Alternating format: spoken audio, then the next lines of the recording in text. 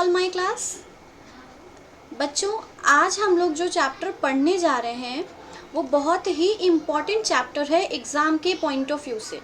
ठीक है, इस चैप्टर का जो हमारा वेटेज है वो कम से कम 8 नंबर का रहता है।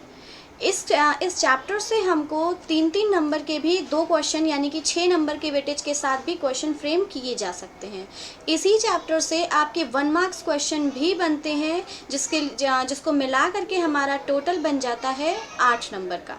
ठीक है, तो बच्चों हम जिस चैप्टर की बात कर रहे हैं उस चैप्टर का नाम है money and the supply of money, one of the most important chapter of your macro economics. ठीक, तो बच्चों चलिए आज का चैप्टर हम लोग स्टार्ट करते हैं बहुत सारे शॉर्टकट्स के साथ, बहुत सारे इजी टर्म्स में, बहुत सारे जो है उसमें ट्रिक्स के साथ, ताकि ये जो आपका चैप्टर ना केवल इजी हो बल्कि इंटरेस्टिंग भी हो जाए।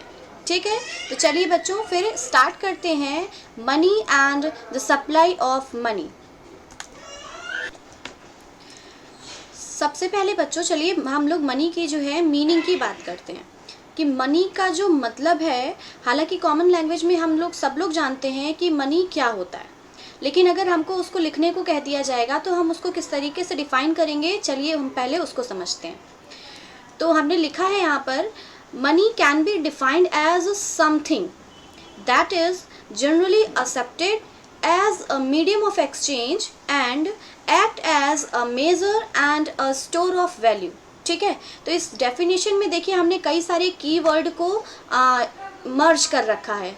कौन कौन से हैं देखिए, सबसे पहले तो हमने ये कहा कि money can be defined as something. क्या है कि मनी क्या है, मतलब मनी जो है वो कुछ भी हो सकता है, कोई भी चीज़ जिसको हम लोग उसको मनी कह सकते हैं। किसको? दैट इज़ जनरली एक्सेप्टेड, जो कि कॉमन लोगों द्वारा जनरली एक्सेप्ट किया जाता है, जिसको लेने में, जिसको एक्सचेंज करने में किसी को कोई ऑब्जेक्शन नहीं होती है।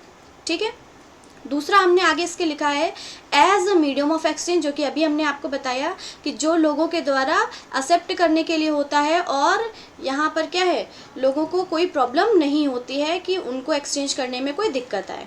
ठीक है, और फिर उसके बाद जो है हमने लिखा है and act as a measure and a store of value. ठीक है, तो ये जो चीज़ें हैं ये हम आपको फीचर में अभी आगे अच्छे से बताते हैं, लेकिन कॉमनली अभी हमको समझने के लिए हम ये कहें कि मनी वो चीज़ है जो कि कॉमन पीपल अपने ट्रांजैक्शन को कंप्लीट करने के लिए उसको एक्सेप्ट करता है, और उसको एक्सेप्ट करने में उसको किसी तरीके की कोई प्रॉब्लम नहीं होती है, कोई ऑब्जेक्शन उसको नहीं होता है। जस्ट आप मार्केट में गए, कुछ खरीदे और उसके बदले में आपने कुछ दिया शॉपकीपर को, और वो शॉपकीपर बिना कुछ बोले उसको रख ले, तो ये जो चीज़ आपने दिया है उसको, वही चीज़ कहलाती है मनी। ठीक है, तो अब ये चीज़ हम क्यों कह रहे हैं मनी को बार बार, क्योंकि बच्चों मनी के इवोल्यूशन से पहले, मनी आने से पहले हमको अच्छे से पता है कि हमारे यहाँ पर बार्टर सिस्टम था। बार्टर सिस्टम समझ में आता है क्या होता है? बार्टर सिस्टम मतलब exchange of commodity with the commodity. मतलब अगर आपको एक पेन लेना है तो उसके बदले में आपको एक पेंसिल देनी पड़ेगी। ठीक है, तो इस तरीके से ये जो हमने कमोडिटी के बदले कमोडिटी का एक्सचेंज किया, उसी को बोलते हैं बार्टर सिस्टम। अभी हम लोग आगे उसके भी बारे में पढ़ेंगे। ठीक है, तो उस बार्टर सिस्टम को कंप्लीट करने में हमको बहुत सारी प्रॉब्लम्स आती थी, जिसके ड्रॉबैक अभी हम लोग आगे सीखेंगे। ठीक है, तो उसी को दूर करने के लिए ही, क्योंकि हमारे सामने जो प्रॉब्लम्स आती थी वो अनअवॉइडेबल होती थी। अब जैसे आप एक इमेजिन करके देखिए कि अगर आपको एक पेन की रिक्वायरमेंट है, ठीक है, तो अब आप क्या करेंगे, आप लोगों को ढूंढेंगे कि उसके पास पेन हो, तब तो आपको वो मिलेगी। और अगर आपको बदले में देने के लिए एक पेंसिल है, तो कोई गारंटी नहीं है कि जिस बंदे के पास पेन है उसको भी पेंसिल की रिक्वायरमेंट हो। ठीक, तो ये सारे जो हमारे ड्रॉबैक हैं वो बार्टर सिस्टम के हैं, और उसी को दूर करने के लिए ही मनी का इन्वेंशन हुआ है। तो मतलब हम ये कह सकते हैं कि बार्टर सिस्टम के ड्रॉबैक को ख़त्म करने के लिए जिस चीज़ का इन्वेंशन हुआ, उस चीज़ को हम लोग कहते हैं मनी। ठीक, तो इसीलिए हमने यहाँ पर लिखा है money can be defined as something. Money क्या है? कोई चीज़ है जो कि लोगों के थ्रू जनरली एक्सेप्ट कर लिया जाता है और उनको बिल्कुल भी कोई प्रॉब्लम नहीं होती है, उनको कोई ऑब्जेक्शन नहीं होता है। ठीक, तो हमने आगे लिखा है that is generally accepted as a medium of exchange and act as a measure and a store of value. मतलब क्या है कि एक मापने का एक तरीका हो गया है और अपने पास स्टोर करके रखने का एक जरिया हो गया है। ठीक है, चलिए मेरे साथ साथ बच्चों आप लोग भी डेफिनेशन वगैरह नोट करते रहिए। बहुत सारे शॉर्टकट्स भी आपको बताने वाली हूँ, तो आप चीज़ों को नोट करके रखे रहेंगे तभी आपको आसानी होगी। अदरवाइज़ जो है कि बहुत सारी चीज़ों का गैप हो जाएगा, फिर आपको समझ में नहीं आएगा।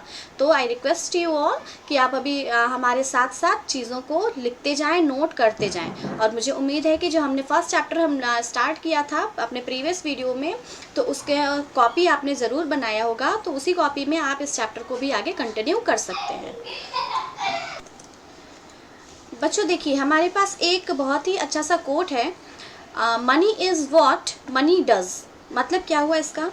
इस लाइन को आप हमेशा याद रखेंगे। इसका मतलब ये होता है कि कोई भी चीज़ जो पैसे का काम कर सकती है वो पैसा है। ठीक है, समझ में आ रहा है बात? ये क्या हमने लिखा है, money is what money does. मतलब कोई भी चीज़ जो पैसे का, मनी का काम कर सकती है उसको हम पैसा कह सकते हैं। ठीक है, क्यों? क्योंकि अभी अभी आपने डेफिनेशन में देखा है money can be defined as a something.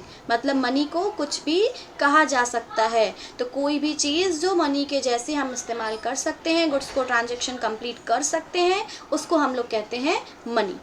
ठीक, देखिए बच्चों, बार्टर सिस्टम ऑफ एक्सचेंज, इसको हम लोग क्या बोल सकते हैं? It is a system in which goods are exchanged for goods. मतलब ये वो सिस्टम है जिसमें गुड्स को एक्सचेंज किया जाता है गुड्स के बदले में। ये वो सिस्टम है जिसमें मनी का कोई जगह नहीं होता, मनी की कोई वैल्यू नहीं होती है। ये तब की ये सिस्टम है जिस वक्त मनी का इन्वेंशन ही नहीं हुआ था। इसके प्रॉब्लम्स को दूर करने के लिए ही मनी का इन्वेंशन हुआ। किस प्रॉब्लम को? आइए देखें। पहला है डबल कोइंसिडेंस ऑफ वांट। ठीक, सबसे पहले हमने क्या लिखा है, डबल कोइंसिडेंस ऑफ वांट। इसका मतलब क्या होता है? तो इसका मतलब बच्चों ये होता है कि यहाँ पर अगर हम प्रेजेंट लाइफ की बात करते हैं तो उसमें अगर आपको कोई चीज़ खरीदनी है तो आप सिंपली शॉपकीपर के पास जाते हो और अपना सामान खरीदते हो, बदले में उसको पैसा देते हो और आपका जो है ट्रांजैक्शन वो कंप्लीट हो जाता है। ठीक, लेकिन पहले ऐसा बिल्कुल नहीं था। पहले होता था बार्टर सिस्टम जिसमें मनी की कोई जगह नहीं थी, मनी का इन्वेंशन ही नहीं हुआ था। तो उस सिस्टम के तहत हम लोग सामान को सामान से बदलते थे। तो अब बच्चों आप खुद से सोचिए कि आप उसी सामान को लेंगे जिसकी आपको रिक्वायरमेंट होगी। अगर आपको किसी पर्टिकुलर गुड्स की रिक्वायरमेंट नहीं है तो आप अपने गुड्स को क्यों एक्सचेंज करेंगे? ठीक है, तो इसीलिए इसको हम लोग बोलते हैं डबल कोइंसिडेंस ऑफ वांट। तो ये जो है कोइंसिडेंस का होना बहुत ज़रूरी होता था बार्टर सिस्टम में। तो बार्टर सिस्टम के लिए जैसे अगर हम बोले कि हमारे पास राइस है, ठीक है, लेकिन हमें वीट की रिक्वायरमेंट है। कोई सेकेंड पर्सन है, उसके पास वीट तो है लेकिन उसको राइस की रिक्वायरमेंट नहीं है, तो क्या हम उससे अपने राइस को एक्सचेंज कर पाएंगे? बिल्कुल नहीं कर पाएंगे। क्यों? क्योंकि यहाँ पर दोनों लोगों के बीच में कोइंसिडेंस नहीं हुआ, हमारे इच्छाओं का जो एक्सचेंज है वो नहीं हुआ। तो ये क्या हो गया, मतलब हमें अपना जो ये क्या कह सकते हैं कि पार्टनर ढूंढने में हमें बहुत ज़्यादा दिक्कत होती थी। तो इसीलिए हम लोग इसको बोलते हैं डबल कोइंसिडेंस ऑफ वांट। इसका बहुत कमी था, या आप इसको चाहें तो लिख सकते हैं lack of double coincidence of want. ठीक है, तो इससे हो गया क्या कि ये हमारी बहुत ही मुश्किल से हमें हमारा पार्टनर मिल पाता था, ऐसा पर्सन मिल पाता था कि जिसको उसी गुड्स की रिक्वायरमेंट हो जो मेरे पास हो और उसके पास भी वही गुड्स हो जिसकी रिक्वायरमेंट हमें हो। ठीक, तो ये हो गया हमारा पहला डबल कोइंसिडेंस ऑफ वांट, जो कि हमारे बार्टर सिस्टम का सबसे बड़ा ड्रॉबैक रहा है। अब हम दूसरा बात करते हैं lack of common unit of value. ठीक, तो ये क्या है? देखिए, अगर हम चीज़ों को आज के तरह से सोचें तो अगर हम एक पेन की भी बात करते हैं तो आप इसको तुरंत अंदाज़ा लगा सकते हैं कि ये राइट एंड थ्रो वाला पेन है तो 2 रुपए का होगा। अगर ये जेटर पेन है तो चलो 25 का होगा, 30 का होगा। ठीक है। अगर यही पार्कर पेन है तो 150, 200, 1000 का भी हो सकता है। तो मतलब आपने किया क्या, पेन मतलब तो पेन, लेकिन आपने उसकी वैल्यू को अलग अलग कैटेगरी में बांट दी। तो कैसे बांटी उसकी वैल्यू को, कैसे आपने मेज़र किया चीज़ों को, तो आपने मेज़र किया मनी के टर्म में।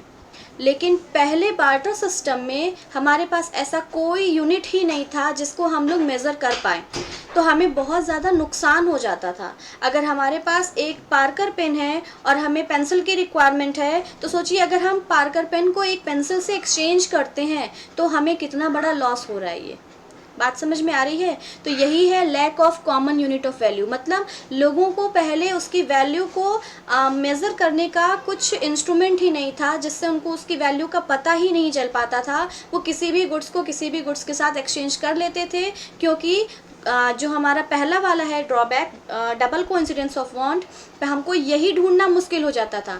अगर हमारा पार्टनर मिल जाता था, ये हमारा जो है कोइंसिडेंस हो जाता था कि दोनों लोगों की इच्छाएं जो हैं वो मैच कर रही हैं, तो फिर हमारे पास वैल्यू मेज़र नहीं करती कि वो कितना है या कितने का होगा, या हम उसको वो महंगा है या दूसरी चीज़ सस्ती है। तो ये हमारे पास बिल्कुल इसका यूनिट था ही नहीं। जस्ट हमारा एक्सचेंज होता था किसका, गुड्स का, उसकी वैल्यू कोई मेज़र नहीं रखती थी, कोई मायने नहीं रखती थी। तो ये हो गया हमारा दूसरा ड्रॉबैक। ऐसा करने से एक को भले ही प्रॉफिट होता था, लेकिन दूसरे को क्या है, उसको नुकसान हो जाता था। तो अब मनी ने क्या कर दिया है, मनी की इन्वेंशन ने इस लॉस को दूर कर दिया है। इस तरीके से अब आपने क्या कर दिया है कि आप अपने चीज़ों की अब आप सही वैल्यू लगा करके एक्सचेंज कर सकते हैं। फिर उसके बाद हम तीसरे ड्रॉबैक की बात करते हैं, डिफ़िकल्टी ऑफ फ्यूचर पेमेंट। ठीक, फ्यूचर पेमेंट का मतलब क्या, देखिए बार्टर सिस्टम में हम फ्यूचर पेमेंट बिल्कुल नहीं कर पाते थे, क्योंकि जब हम गुड्स के बदले में गुड्स एक्सचेंज करते हैं तो गुड्स जनरली हम लोग एडिबल आइटम को ही लेकर के चलते थे उस समय, क्योंकि मनी का इन्वेंशन हुआ नहीं था, हम बहुत ज़्यादा डेवलप हुए नहीं थे, तो हमारे पास और कोई चीज़ें होती नहीं थी जिसको हम एक्सचेंज के रूप में इस्तेमाल कर सकें। तो हम जनरली अपने एडिबल आइटम्स को ही हम लोग पेमेंट के लिए यूज कर लेते थे। तो इससे होता ये था कि हम फ्यूचर का पेमेंट नहीं कर पाते थे। फ्यूचर पेमेंट कैसे, अगर हम एडिबल आइटम में करेंगे तो सोचिए अगर हम 1 महीने बाद का पेमेंट करने जा रहे हैं, तो एडिबल आइटम क्या 1 महीने बाद तक सेफ रहेगा, सुरक्षित रहेगा? वो तो ख़राब हो जाएगा, स्पॉइल हो जाएगा। ठीक, तो इसीलिए ये हमारा तीसरा ड्रॉबैक बनता है, डिफ़िकल्टी ऑफ फ्यूचर पेमेंट, कि हम अपनी ट्रांजेक्शन को फ्यूचर में नहीं डाल सकते। लेकिन अब प्रेजेंट टाइम में हम मनी से तो बिल्कुल ये कर सकते हैं, कॉन्ट्रैक्ट हम लोग करते ही हैं, कॉन्ट्रैक्ट बेसिस पर हमारे ट्रांजेक्शन चलते हैं। तो चलिए, चौथा हमारा और लास्ट ड्रॉबैक है डिफ़िकल्टी ऑफ स्टोरेज और ट्रांसफ़र ऑफ वैल्यू। ठीक, मतलब कि जब बार्टर सिस्टम है, जैसे अभी अभी हमने बताया कि हम लोग जनरली एडिबल आइटम का ही इस्तेमाल करते थे एक्सचेंज करने के लिए, तो उसको हम लोगों को स्टोर करके रखने में बड़ी प्रॉब्लम होती थी।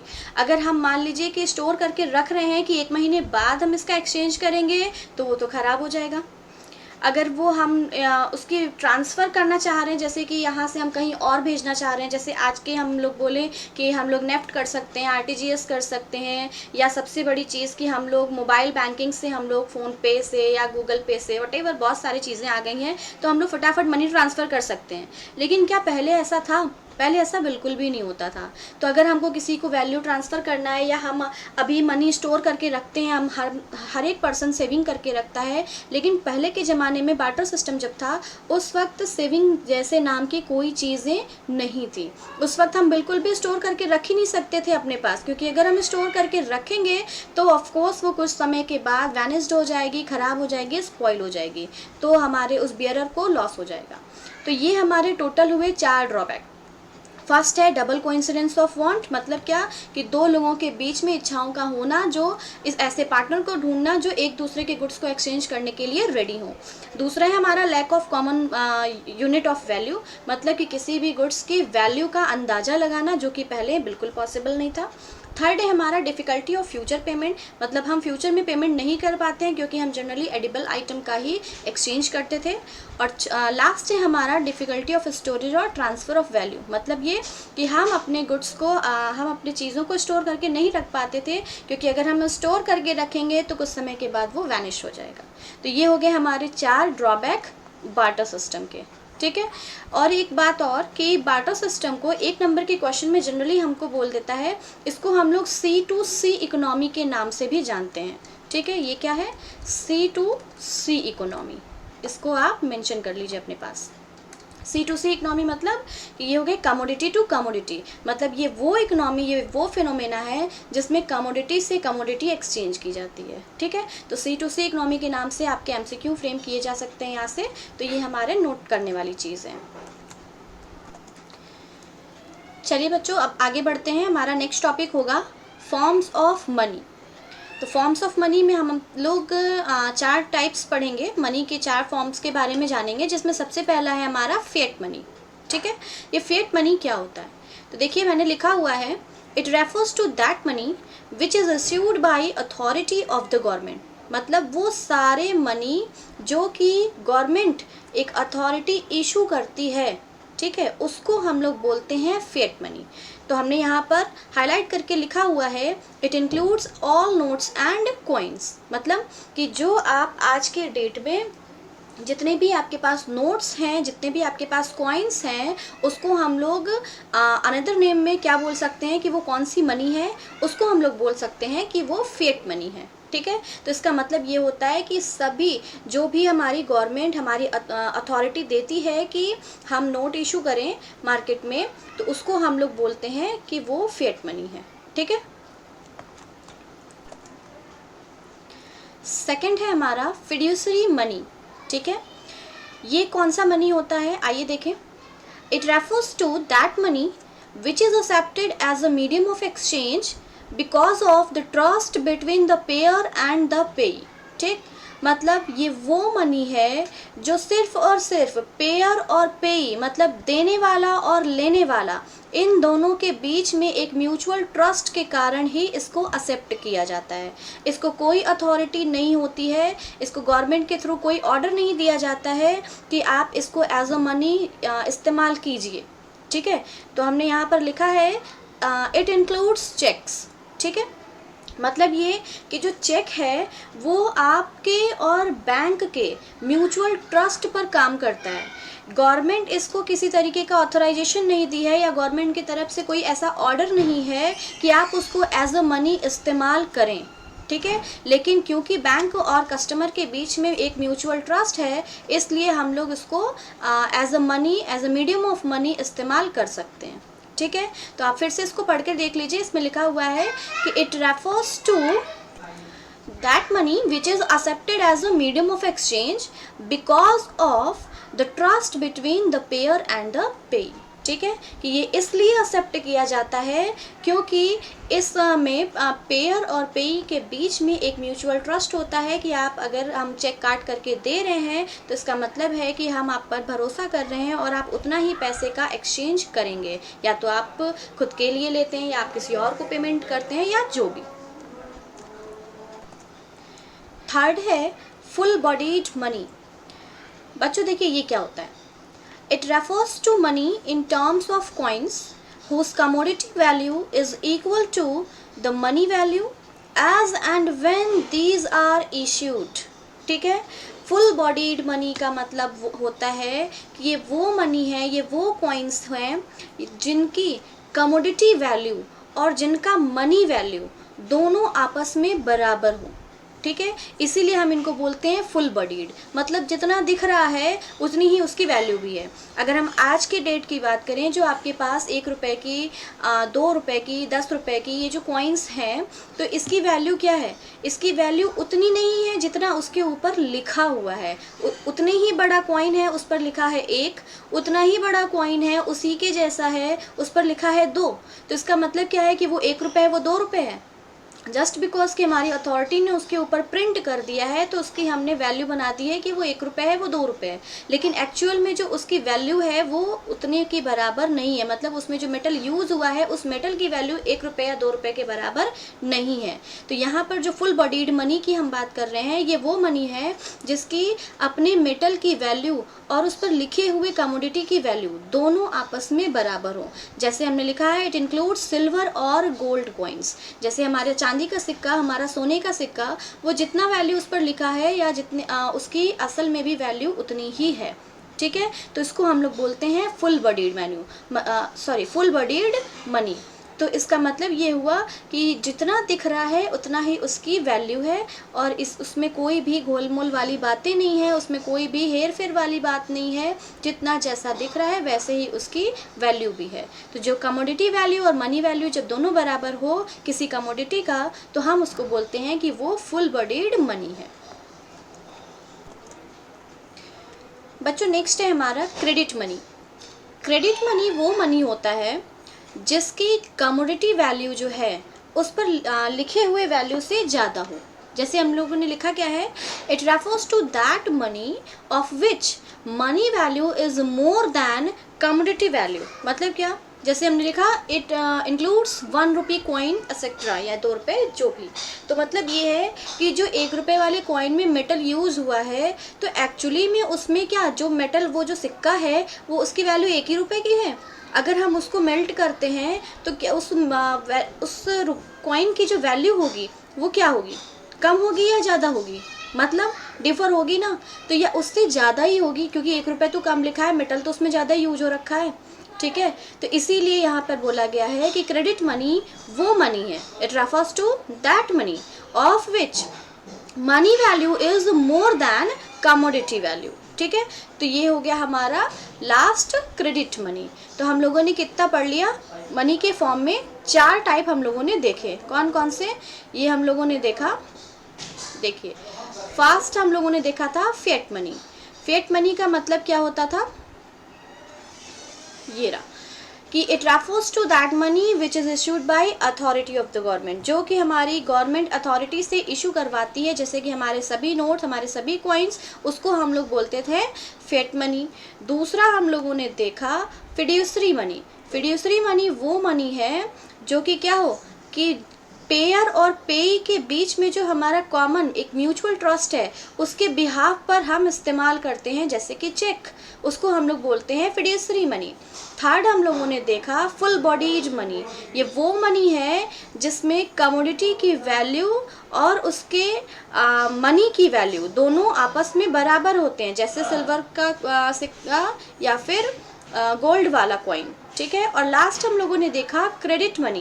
क्रेडिट मनी जो है कि वो मनी है जिसकी मनी वैल्यू जो है उसकी कमोडिटी वैल्यू से ज़्यादा होती है। जैसे हमारा 1 रुपये का सिक्का या 2 रुपये का सिक्का या 10 रुपये का सिक्का वटेवर। तो ये क्या हो गया, हमारा क्रेडिट मनी हो गई कि उसकी कमोडिटी की वैल्यू से कहीं ज़्यादा उसकी मनी की वैल्यू है।